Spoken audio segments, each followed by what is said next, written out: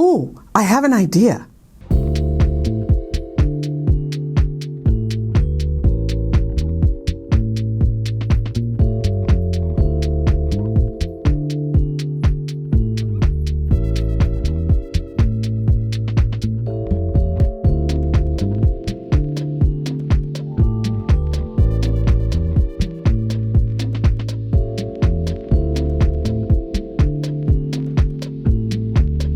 Hi entrepreneurs, I'm Vicky Brown, and you're in the right place if you want to engage your team, boost your business, and grow your leadership muscle. You know, we all have a million ideas as leaders. Streamline the team's workload with this automation or process. Drive more client value with this system or that system. Develop this product to address client needs. Is it all just swimming around in your head? Do you find you're excited but just can't seem to get started or accomplish anything? That's because you're trying to squeeze things into the margins. And I'm not throwing stones. This has actually been my Achilles heel. I have a great idea for a project, or I commit to read more, or I want to write a class or two. I guess in my mind, these are creative, fun activities. So instead of truly organizing a timeline to accomplish them, I think to myself, well, that's the fun, creative thing to work on. So once I finish my work chores, then I can have free time to work on the other stuff, the fun stuff. And more often than not, that means weekends or evenings or some other time that shouldn't have anything to do with work. And not only does it blur work and play, but it rarely means the thing gets done in a timely manner because I'm not putting dedicated time into it. Now, I make sure everything goes in my project management system, and we use Asana. Of course, there are tons of systems, and you should use what works for you, but just be sure to use one. It saved my sanity. In fact, I even figured out a way to use it to enable the flow of my creative juices. You see, I have a master task called ideating, and whenever I get struck by some bright idea, usually when I'm in the shower, why is that? Anyway, I jot it down in a subtask under the ideating master task, as soon as I get out of the shower, that is. Now, the master task lives on Fridays. So each Friday, I go through the revelations that struck me during the week and decide when they should be acted on. Then I turn them into their own separate task, assigning them a date, and now they're actually scheduled and not in the margins of my time. They're legit projects that are planned. Now, truthfully, there are some things that aren't so easily scheduled as a project. Something like read more books, for instance.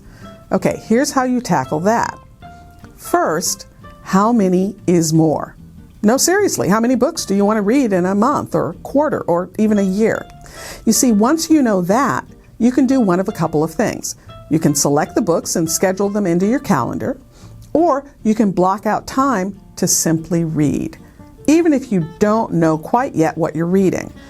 Then track your progress. You can use a reading app or even a simple spreadsheet. When you can actually see progress, well, that's really motivating. And remember to mix it up.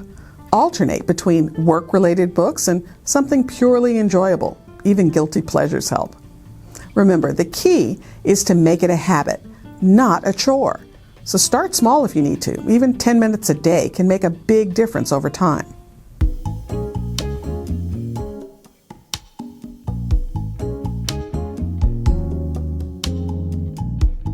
Now, the next thing I want you to think about, no, I really mean think about, is the power of no. And in fact, this might be the hardest part for us visionary types to do, but it's crucial. Sure, maybe you can do everything, but you absolutely can't do everything all at once. You've got to pace yourself. Learning to say no, or at least not right now, to some ideas, well, that's what's going to allow you to fully commit to other bright ideas that keep popping up. Listen, it's not about limiting yourself. It's about focusing your energy where it matters most. And how about giving your creativity fuel? Don't forget to feed that visionary brain of yours. Set aside some time for activities that you know will spark your creativity, whether that's reading, taking walks in nature, or brainstorming sessions with other innovative thinkers. Remember, your ability to generate great ideas That's your secret sauce. The goal isn't to stifle that creativity, but to channel it effectively.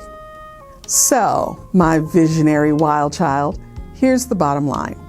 Your ideas are your superpower. But like any superpower, they need to be harnessed and directed to truly make an impact. And when you create systems to capture, prioritize, and act on your ideas, you're not stifling your creativity, you're giving it room to breathe. So don't let those brilliant ideas get lost in the shuffle of daily life. Give them the time and attention they deserve. Schedule them, nurture them, and watch them transform from fleeting thoughts to tangible realities. And remember, every world-changing innovation, well, they all started as a spark in someone's mind. And when you learn to manage your visionary tendencies, you're not just improving your own productivity, you're paving the way for ideas that could reshape your team and your business. So go ahead, embrace your inner visionary wild child. Just make sure to give it a solid framework to play in. Now, go forth and create. But first, put it in your calendar.